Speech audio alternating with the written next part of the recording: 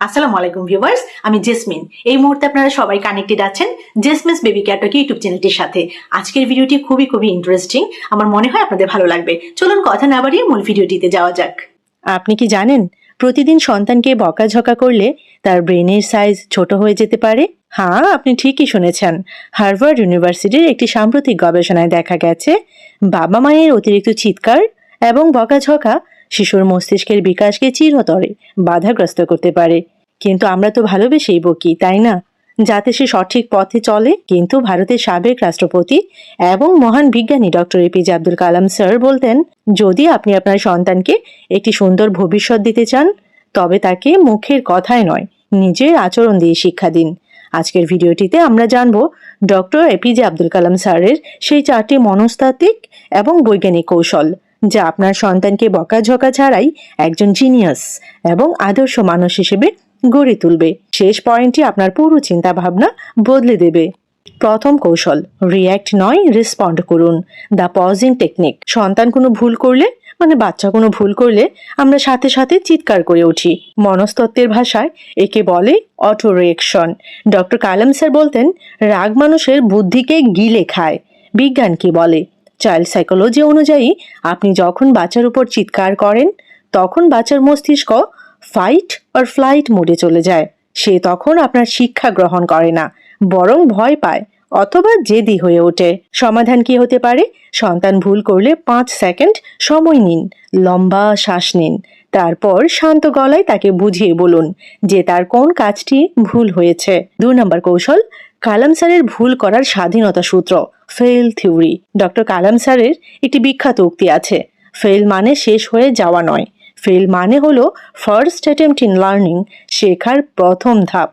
অনেক সময় বাচ্চারা পরীক্ষায় কম নম্বর পেলে বা কোনো জিনিস ভেঙে ফেললে আমরা তাদের গাধা বা অপদার্থ বলে গালি দিয়ে ফেলি বা গালি দিই। বিজ্ঞান কি বলছে? বিজ্ঞান কি বলে? স্ট্যানফোর্ড ইউনিভার্সিটির গবেষক ক্যারল ড্রেকের গ্রোথ মাইন্ডসেট থিওরি বলছে, যে বাচ্চাদের ভুলের জন্য বেশি বকা দেওয়া হয় তারা নতুন কিছু শেখার সাহস হারিয়ে ফেলে। তারা মিথ্যা বলা শুরু করে যাতে বকা না খেতে হয়। সমাধান কি?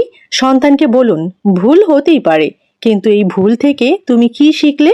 3 নম্বর কৌশল, নেতিবাচক শব্দের বদলে ইতিবাচক টোনিং। তুমি পারো না, তোমাকে দিয়ে কিচ্ছু হবে না, এই শব্দগুলো বাচ্চার আত্মবিশ্বাসকে ধুলোয় মিশিয়ে দেয়। কালাম স্যার বিশ্বাস করতেন, আমাদের চারপাশের শব্দ আমাদের ভাগ্য তৈরি করে। বিজ্ঞান কি বলছে? বিজ্ঞান কি বলে? পজিটিভ রিইনফোর্সমেন্ট বা ইতিবাচক উৎসাহের মাধ্যমে বাচ্চার মস্তিষ্কে ডোপামিন হরমোন নিঃসৃত হয়, যা তাকে ভালো কাজ করতে উদ্বুদ্ধ করে। একটা ছোট্ট একটা উদাহরণ শেয়ার করি আপনাদের সাথে। সন্তানকে না বলে পড়ালেখা না করলে জীবনে কিচ্ছু করতে পারবে না, বরং বুদ্ধি খাটিয়ে বলুন, আমি জানি তুমি অনেক বুদ্ধিমান, একটু মন দিলেই তুমি অনেক বড় সায়েন্টিস্ট বা ইঞ্জিনিয়ার বা ডাক্তার হতে পারবে। 4 নম্বর অভ্যাস, রোল মডেল হন। The mirroring effect. Doctor APJ Abdul Kalam sir সবসময় বলতেন, একটি শিশু তার শিক্ষক এবং বাবা মার আয়না। আপনি নিজে সারাদিন মোবাইল স্ক্রল করবেন আর সন্তানকে বই পড়তে বলবেন, বা সন্তানকে বই পড়তে বললে সে কখনোই পড়বে না। বিজ্ঞান কি বলে? মানুষের মস্তিষ্কে মিরর নিউরন থাকে। বাচ্চারা যা শোনে তার চেয়ে 10 গুণ বেশি শেখে যা তারা চোখে দেখে। সমাধান কি? সন্তানকে যা বানাতে চান, নিজে আগে তার উদাহরণ হন। তার সামনে বই পড়ুন, সততা দেখান, রাগের মাথায় শান্ত থাকার চেষ্টা করুন। ডক্টর এপিজে আব্দুল কালাম স্যারের জীবন আমাদের শিখিয়েছে যে কোমলতা এবং সঠিক দূরদর্শিতা দিয়ে পৃথিবীর সবচেয়ে কঠিন মনকেও জয় করা যায়। আপনার সন্তান কোনো মাটির দলা নয় যে পিটিয়ে তাকে সোজা করবেন।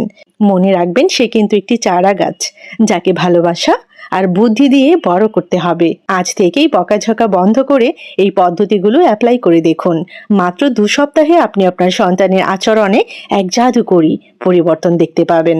আজ রাতে আপনার সন্তান যখন ঘুমাতে যাবে, তার মাথায় হাত বুলিয়ে বলুন, আমি তোমাকে নিয়ে গর্বিত।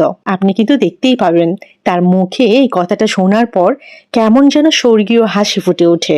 এই সেগমেন্টে আরো একটি ইন্টারেস্টিং টপিক আপনাদের সাথে শেয়ার করব। সন্তান কথা শুনছে না, অতিরিক্ত জেদ করছে। আপনি কি জানেন, বাচ্চারা যখন কোনো বিষয়ে জেদ ধরে, তখন তাদের অবচেতন মন আসলে আপনার সাথে একটা মনস্তাত্ত্বিক যুদ্ধ লড়ছে। আর এই যুদ্ধে আপনি যত বেশি চিৎকার করবেন, তত দ্রুত আপনি হেরে যাবেন। এবং আপনার বাচ্চার জেদ তত গুণ বেড়ে যাবে।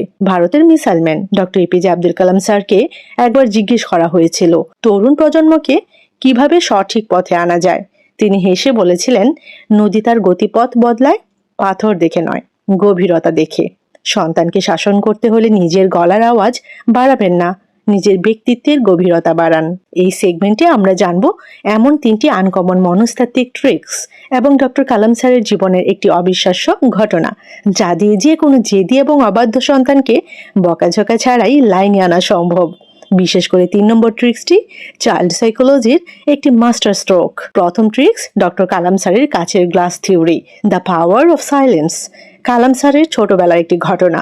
তিনি একবার খেলার ছলে তার মায়ের সাধের একটি মাটির পাত্র ভেঙে ফেলেছিলেন। তিনি ভয়ে কাঁপছিলেন যে মা বুঝি এবার মারবেন বা বকবেন, কিন্তু তার মা কাশিমা সাম্মাল কিচ্ছু বললেন না।